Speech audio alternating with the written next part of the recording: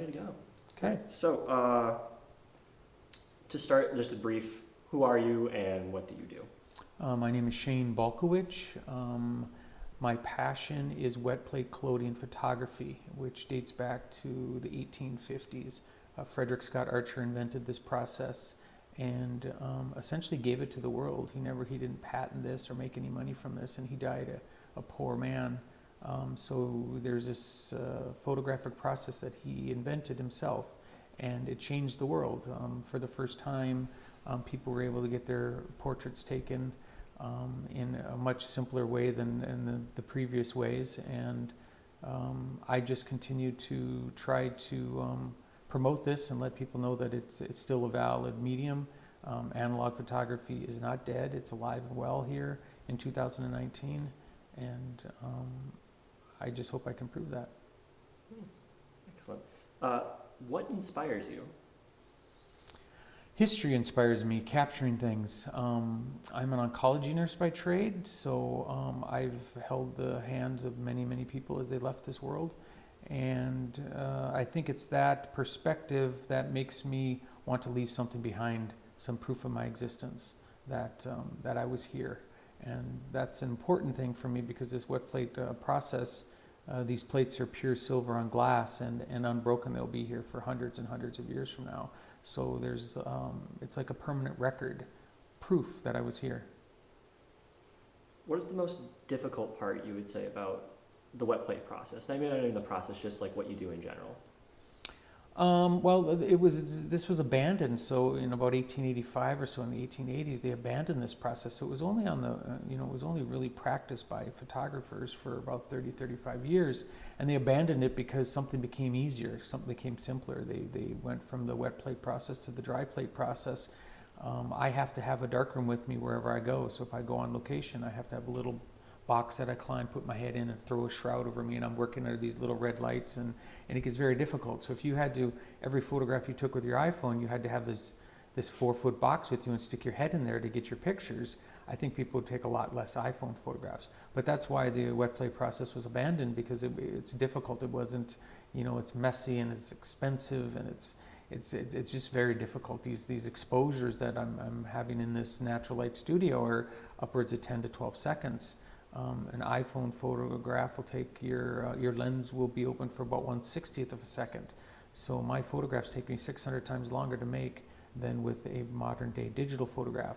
So the history of photography went from daguerreotypes, which was prior to this, and there was a lot of other processes between, but I'm just mentioning the major ones. Then we went to the wet plate process, and then they went to the dry plate process where they didn't have to pour these chemicals, and you could buy sheets of glass with your emulsion already on it. So it's like photosensitive sheet film on glass, and that made it much easier. So you could go in the field with 50 plates and you could take 50 photographs. I mean, I go in the field in an entire day and I'll maybe take 6 photographs. So, but that's not what it's about. It's not about the ease. That I'm not interested in ease.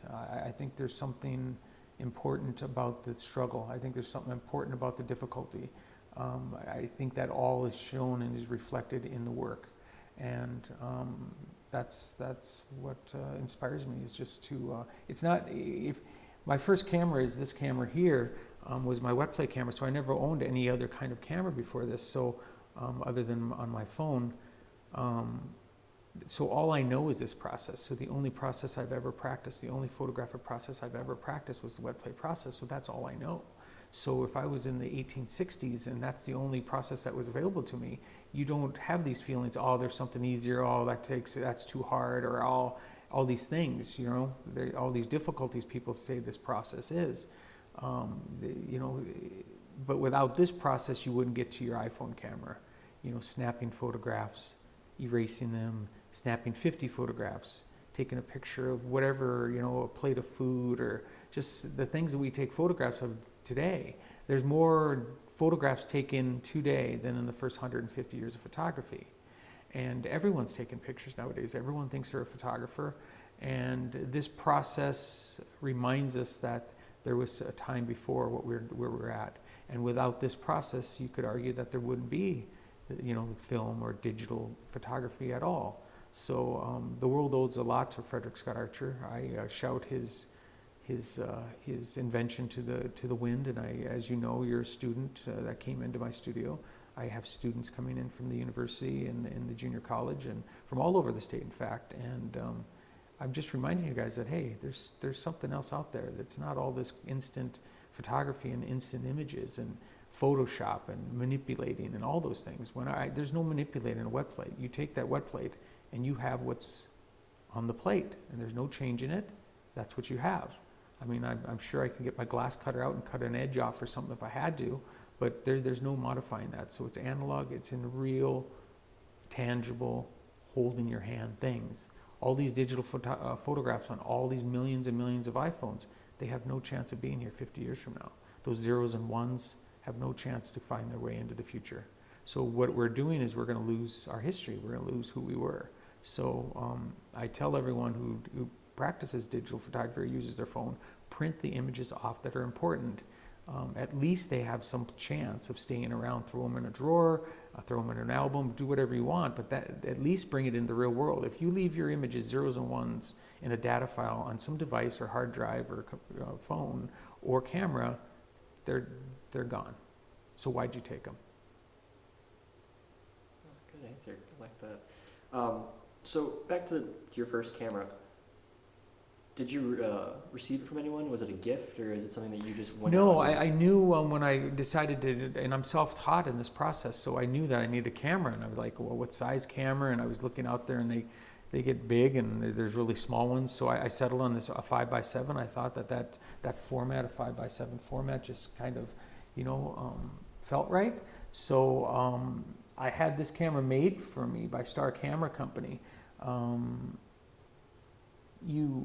The wet plate process, actually, the silver nitrate is caustic and is damaging to wood. So this camera, I made about 700 plates with it. It fell apart on me over at Fort Abraham Lincoln one afternoon.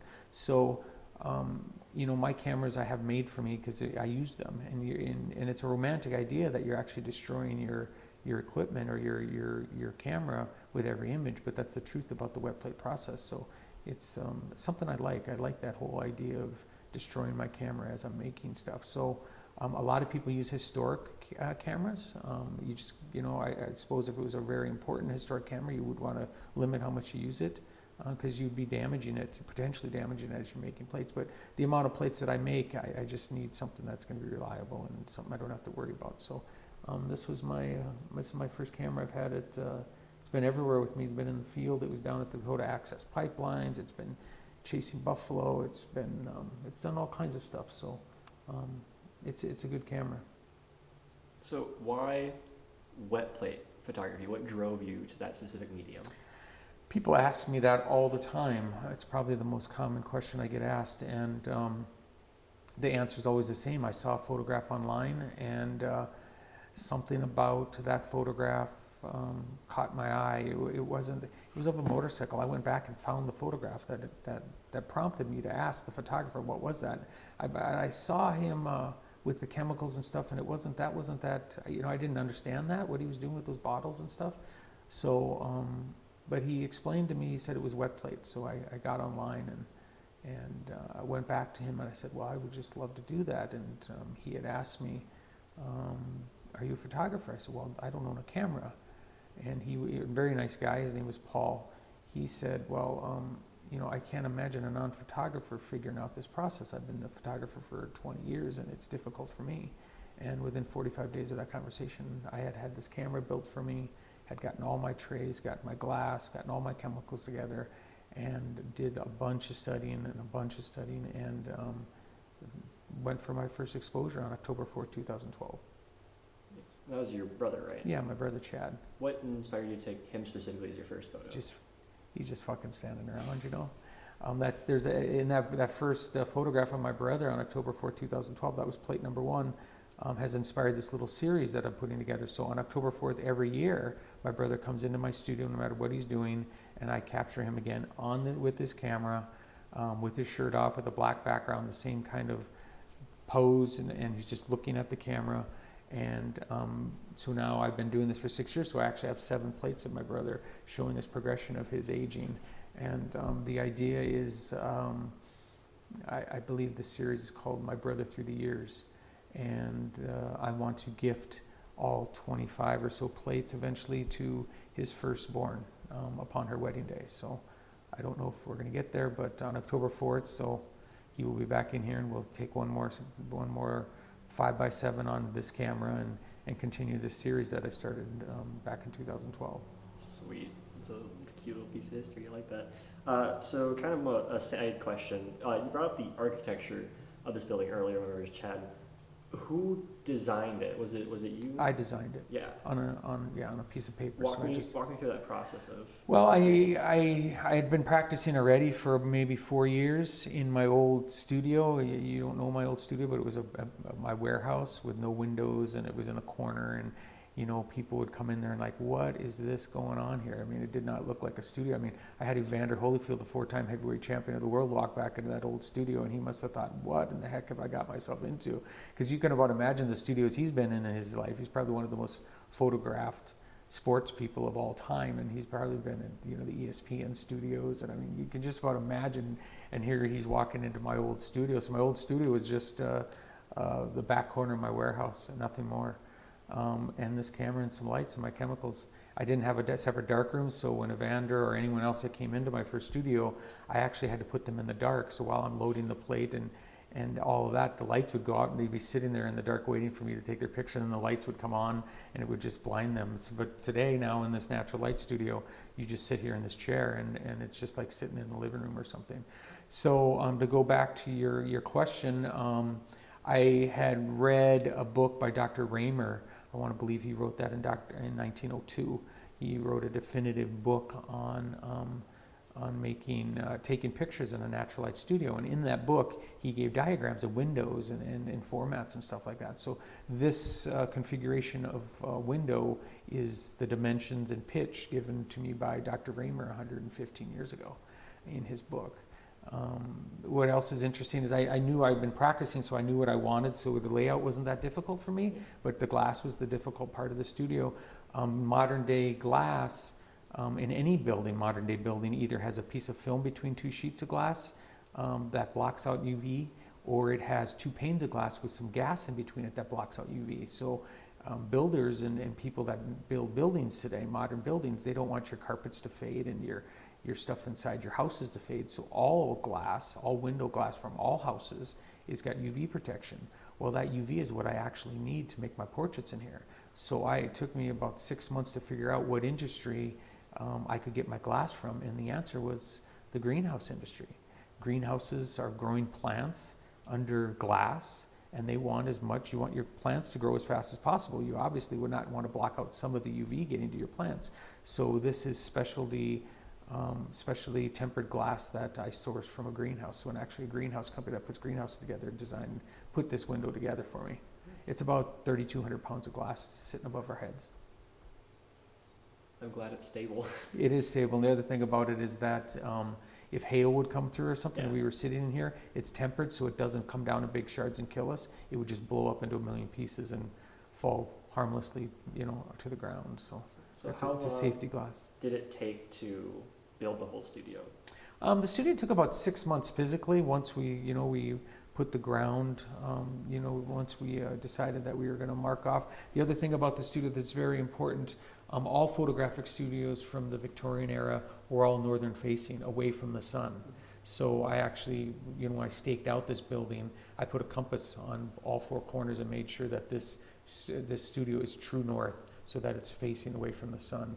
Because you never want direct sunlight coming into a creative space like this. You always want this soft, no shadows. You don't see any lines from these windows, right? These lats in the windows, they're not casting shadows on this floor. Now, if I had this window on the south side of the building and the sun was coming up, you'd see all these shadows, and all these shadows would come across my sitters and stuff. So this is the way to do it. Now, the only caveat to that is if you're in South America or something, you would have your windows facing to the south, always away from the sun. But I'm north here, so we know where the sun's path is this way, so I'm facing away from the sun. So the sun only comes into this, direct sunbeams come into this studio just a couple times in the spring and in the fall.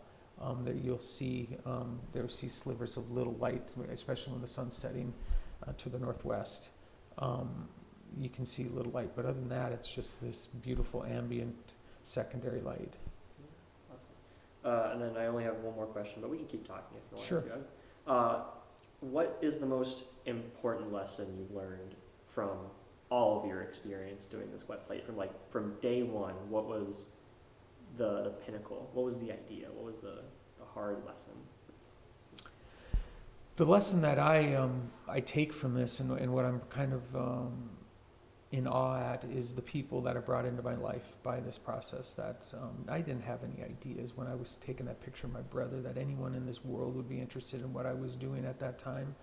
And I didn't know anyone. I didn't know any Native Americans. I mean, I'm making Northern Plains Native Americans a Modern Wet Plate Perspective. The first book just came out, and I didn't know any Native Americans at the time. I didn't know you. I didn't know all the students that come in. So all these people have been brought to me for no other reason than this process. This process draws people here. That's interesting, and then these relationships form with these people that I would never have in my life. So it's an important. I love that about this, is that the talent and the beautiful people that are brought into my life by just me doing what I'm doing here. That's the lesson that I've kind of taken away from this, is that if you do something with good intent, your heart's open, you're open to collaborating with people, and you want to surround yourself with good people, it can be a wonderful thing. So, as a tangent to the collaborations, what inspired you to start the collaboration projects? Like, bring in more than one person. I like other people's perspectives. In my studio here, if you come in and have your portrait taken, you're going to see that I even ask the sitters, "What are your thoughts?" or "Do you have anything? Can you share something with me that I can take with me, so that I can figure out what's the best way to portray you?" Sometimes it's very, very obvious what a basketball player comes in, you know what you're going to be paying attention to, right?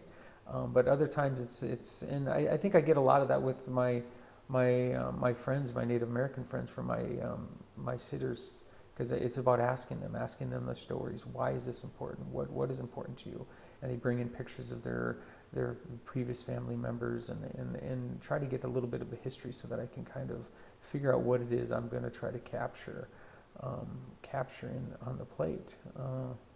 These plates aren't snapshots, okay? They're essentially, again, looking romantically and nostalgic at this, they are 10 to 12 second movies, still life movies that are there. So I know as a nurse that their heart's going to beat 6 to 8 times during that exposure. They're going to take a couple shallow breaths, and all of that is transmitted to the plate. It's all there. And you can never, and what's really wonderful about the process is you can never duplicate it. Like I just showed you a couple minutes ago, my photograph of Deb Haaland, the first Native American Congresswoman, or one of the first Native American Congresswomen in the United States, and how I had to handle that. You know what I mean? Like, I can't drop this plate. I mean, I could even, if I broke that plate, I could have Deb Haaland back out here, but I could never get that portrait again. Okay, that's a portrait from last Sunday. There's no duplicating this stuff. So once you live that, you experience that 10 and 12 seconds of exposure, that is gone. And even I've dropped the plate on the floor and tried to sit the sitter down and try to capture the same thing that's broken in those shards on the ground, and there's no getting to it. I can sit down, haven't even moved the camera, you sit in the same chair, I do the same exposure, we got the same lights, and I can't get back to 8 minutes ago. I can't get back to 15 minutes ago. And that's what I love. That's what I love. Because how many times in your life do you just spend 10 seconds doing something, like combing your hair or brushing your teeth? These are moments of our lives that have no significance. I want people that sit in front of my camera that 10 seconds. So brush your teeth one last time and come into my studio and let me really capture an important 10 to 12 seconds for you. You only have so many 10 to 12 seconds in your lives. And as a nurse, like I explained, I'm aware of that. I'm 50 years old. I vision myself, my house is about 75 yards up the hill. I vision myself walking down this hill when I'm 70, 80 years old, God bless, God willing, and come down here and creating. But I only have so much time left. So there's only a finite, amount of time that we all have on this earth. So we have to ask ourselves, what do you want to do with it? Do you want to be remembered? Is that important to you? And if you do want to be remembered, I want to be remembered. It's not a vanity thing. It's just, I think our lives, all of our lives, not my life, your life, everyone's life has something to give. It's a story to tell. It's your life. What are you going to do with it? What do you want people to know about you? Do something. Do something that's important. Do something that's important to you. Do something that's important for the community. Do something that's important for someone else.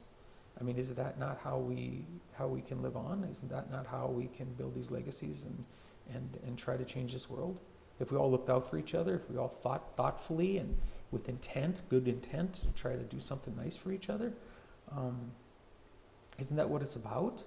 I mean, nobody's on their deathbed, and I've been at plenty of deathbeds. There's nobody's on their deathbed saying, well, I wish I could have, worked one more day, or I wish I could have mowed the lawn again, or, oh, darn it, I didn't get to brush my teeth that last time, going back to my 10-second thing.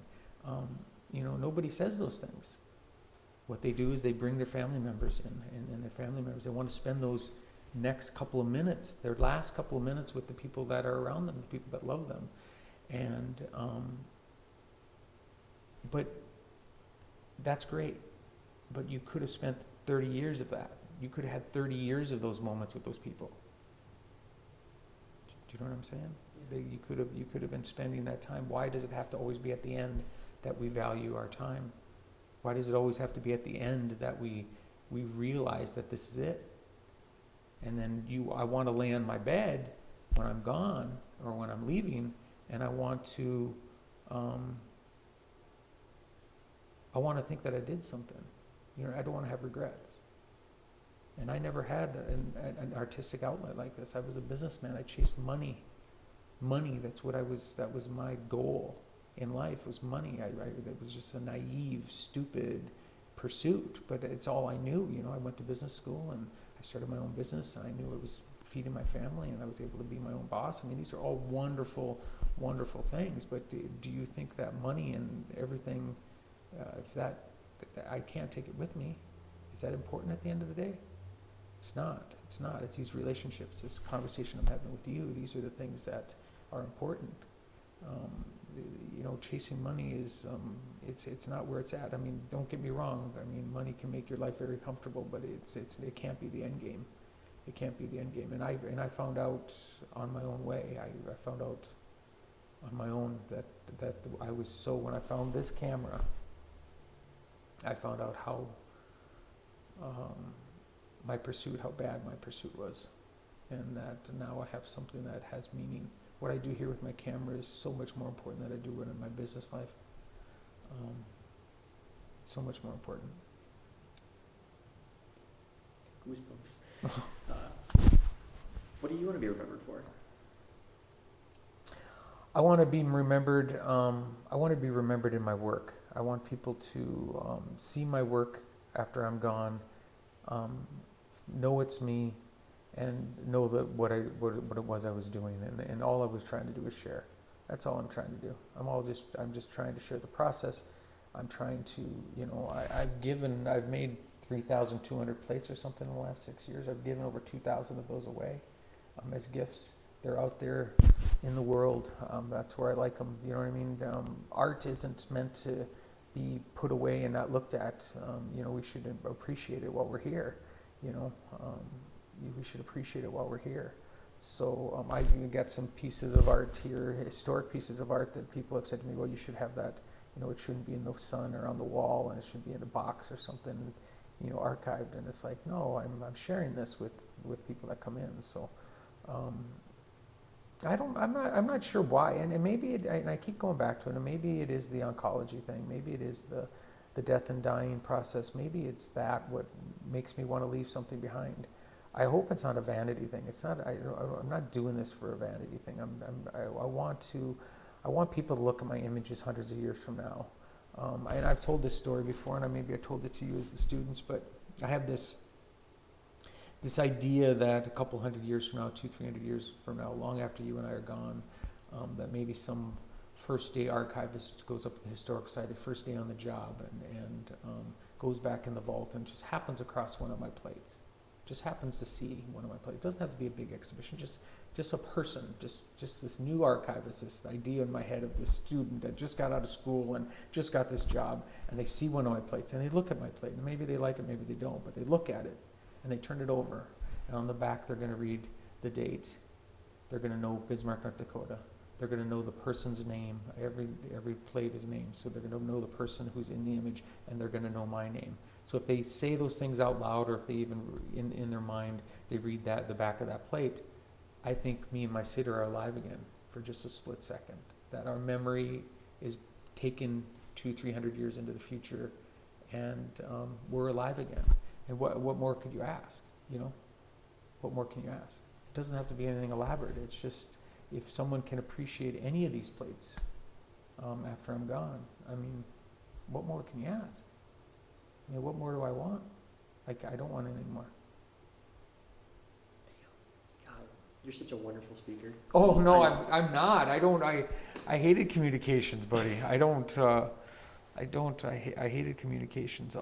Giving speeches and all that stuff in college, it was always something that was really not too fun for me. No, I think you're really good at it. Just expressing what you think and what you feel. It's just. No. It's truly something not everyone has, and it's. Well, that's good. But it's a progression, but it's you have to reflect on yourself. You know what I mean? You have to reflect on yourself. What is it I'm doing? I'm down here in the early mornings cutting glass and mixing chemicals, and I surely could be doing something else, but I wouldn't want to be doing anything else. I feel really kooky or corny saying this. I really feel that this is what I was always meant to do. It just took me 44 fucking years to figure that out, but I found it, and I can't have regrets. I've shared that story with personal friends and stuff. They're artists that have been artists their entire lives, and and I've always asked them their perspective and stuff, and they said, well, you can't regret it. You can't regret it. I mean, would it have been great if my dad had owned a camera and it showed me this, and then I found wet plate when I was your age. I mean, can you imagine, 20 years old? I mean, I'd have another 30 years before this of all the plates that I could have made and stuff. But you can't think those ways. I was brought to wet plate at the right time. I was brought to wet plate at the right time. So now that I have it, I just have to continue to follow it and chase it, and that's why you see the progression of from my old studio to this studio here, because this is like the cornerstone, the foundation of my work. It gives me a place where people can come. When the Congresswoman came this weekend, she had this place that she could come, and she comes in here and you can feel I got a lot of historical items on the shelves, and everything has a reason, and I can tell stories, and I can teach, and I can talk about contact printing, and I can talk about the different processes, and I can show the history of photography right from the studio. So everything's just laid out here, and people walk in, and it invokes this sense that, hey, what the hell is this? This is crazy. There's a wet plate studio in 2019, a natural light wet plate studio sitting here in the middle of North Dakota. There was plenty of them. Orlando Scott Goff was a wet plate artist here in Bismarck, North Dakota. He took the very first photograph of Sitting Bull back in 1882 in Bismarck with my process, and I captured Ernie LaPointe, the great grandson of Sitting Bull. 135 years later, last weekend I captured Ernie again. So Ernie's come into my studio 4 times now. I mean, he drives in from South Dakota to come in and see me. I mean, this is a gentleman that I didn't know from Adam. I pick up a phone, call him, he picks up on the first ring, and I said, Ernie, will you come to Bismarck? Your great-grandfather was captured by Orlando Scott Goff. And Ernie said, I know who he is, and I know the picture. I'll be there next week. And here we are. He spoke at my book signing this weekend. That's the great grandson of Sitting Bull. There's history there.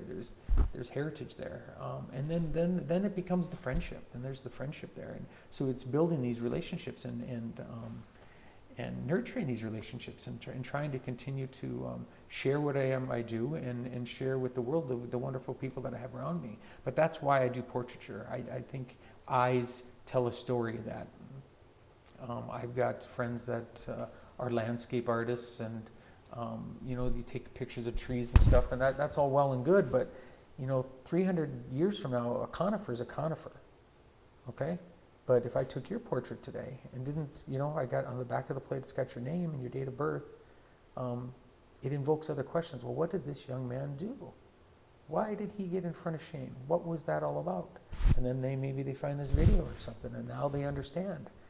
Now they understand that there was a connection between us. But it all goes back to this process, bringing people into me, into the studio, into my creative space, and working together and collaborating together. So I don't think I ever got back to your question, but the collaboration, these large collaborations, it occurred to me that I could use other people's talents to improve my own work. And we can collaborate, and I can ask them to do what they're experts at. Jason Luter, he's the official carpenter of my studio. If it has to do with wood, it's done. Jason will get in wood. He's building a throne for Throne of the Gods, July 20th. I mean, he's building a throne for Zeus to sit on. Michelle Oster-Renner, she's doing all the costumes. I mean, she spends hours and hours putting these costumes together for these large collaborations. I've got all my makeup crew that's also there, and all the people that's going to help us on set. We've got people building the clouds and things like that. So Reese is putting clouds together on chicken wire and framing and making these clouds so that we can set at the foot of Zeus and his 12 gods. I mean, it's amazing creating with people. And then I have my director, Marek, your instructor. He's my director. So I get to just even leave that out. I mean, I'd like to hand it to Marek and say, Marek, do your thing. You have your job. I have my job. I have my job with the camera and the chemicals and getting the exposure right and all of that. The composition is frickin' difficult enough.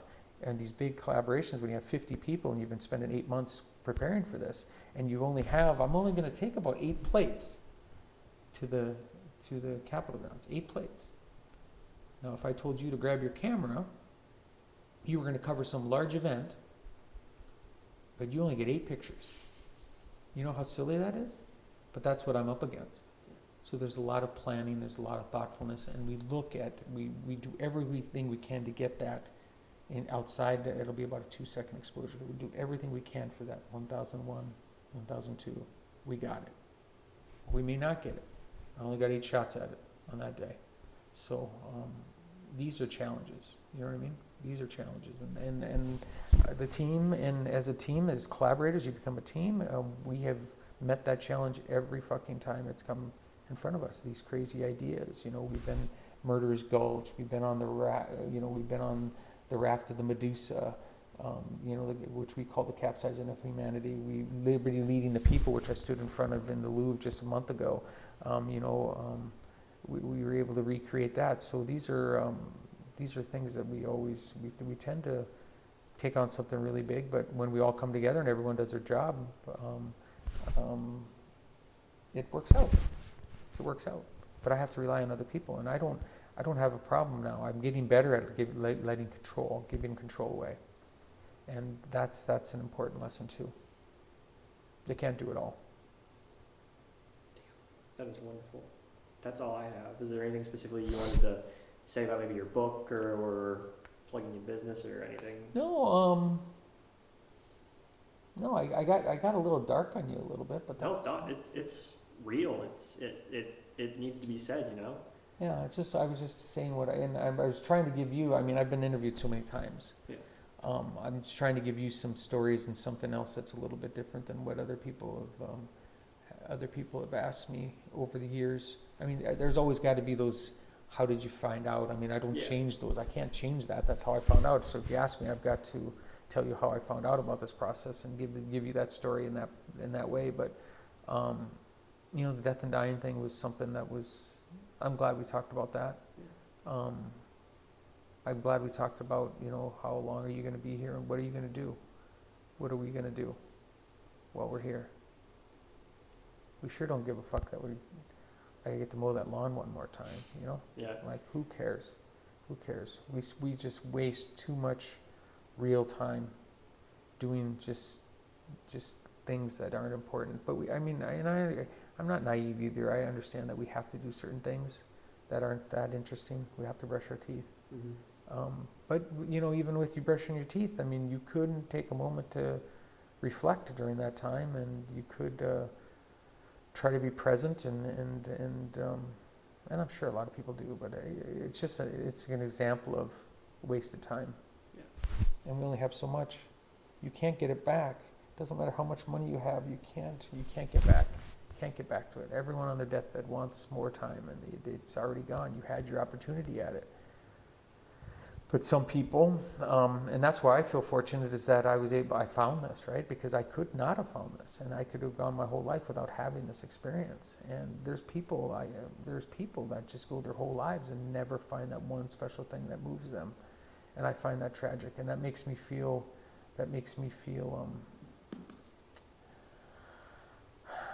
I don't know.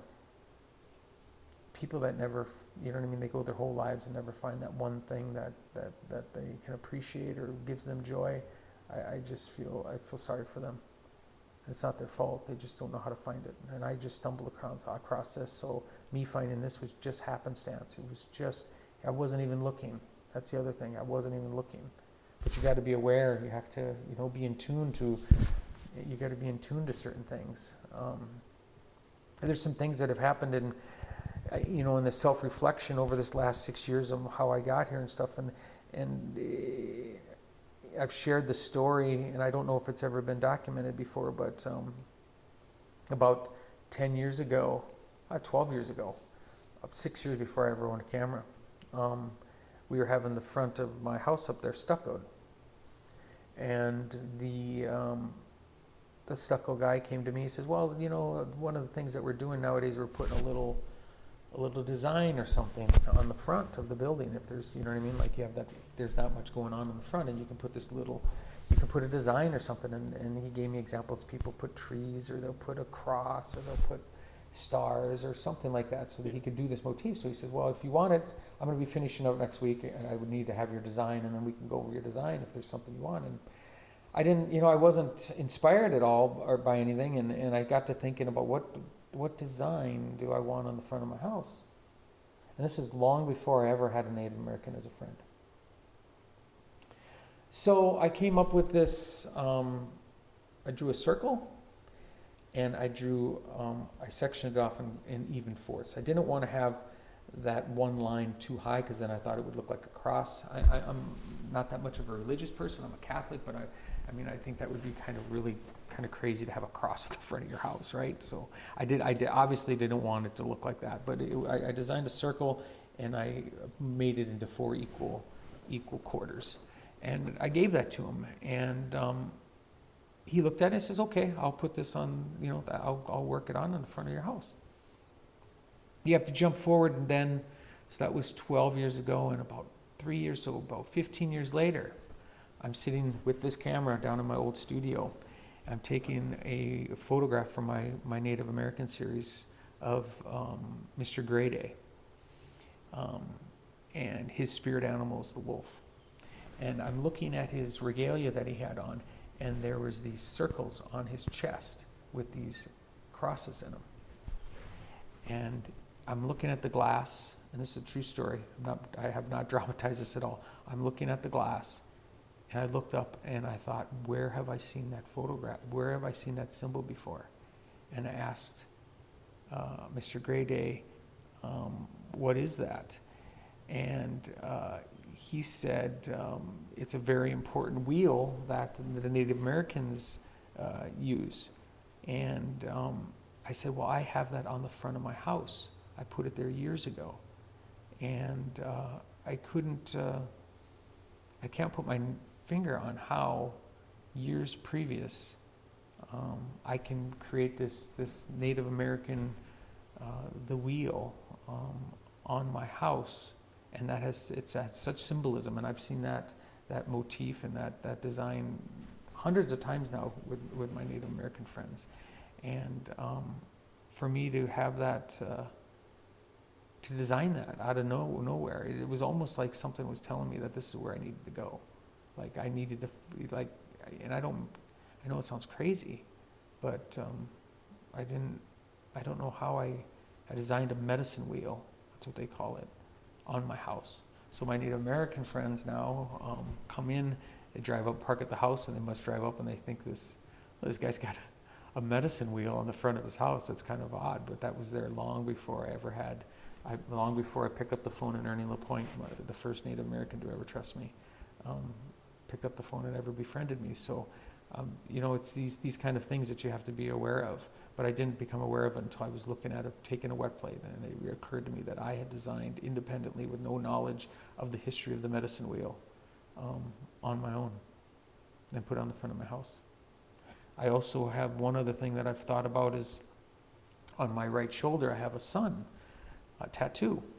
So I was 22 years old or something like that. Yeah, about 22 years old. And I was going to get a tattoo. My brother was getting a tattoo, and I was going to get a tattoo. And I walked in a tattoo studio. I didn't feel too inspired by anything. And for whatever reason, I picked the sun with a smiling face as my tattoo, which is really odd because people ask me, why did you do the sun? And to this day, I've never had that answer. Why did you pick a sun to have a tattoo? There was nothing about a sun in my story that made any sense to me. But now I sit in here every Friday in this natural light studio using the sun to create my work. And these are two examples of things that I can't explain to anyone.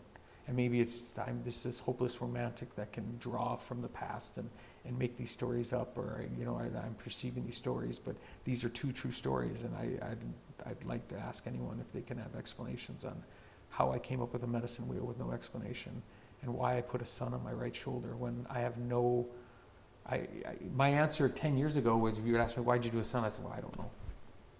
But now I know I did a sun on my right shoulder. It's the oddest thing. Nice. Well, I think that'll be good for the interview. Yeah. If that's fine by you. Yeah. It is 11 o'clock, so if you need to start prepping for stuff. No, I'm good. Okay. Do I your would thing. just a quick. If you wanted to. Why don't you come over here and get on this side of the camera, and let's get a video of us together in the film. They will be able to see you. There you go. It should be, yeah. Me and my new friend. Yeah, just a quick tour. If you want to delete it, go for it. If not, I can just walk around. Just get Yeah, no. static Do shots you and want other narrative things. as our? If you want to,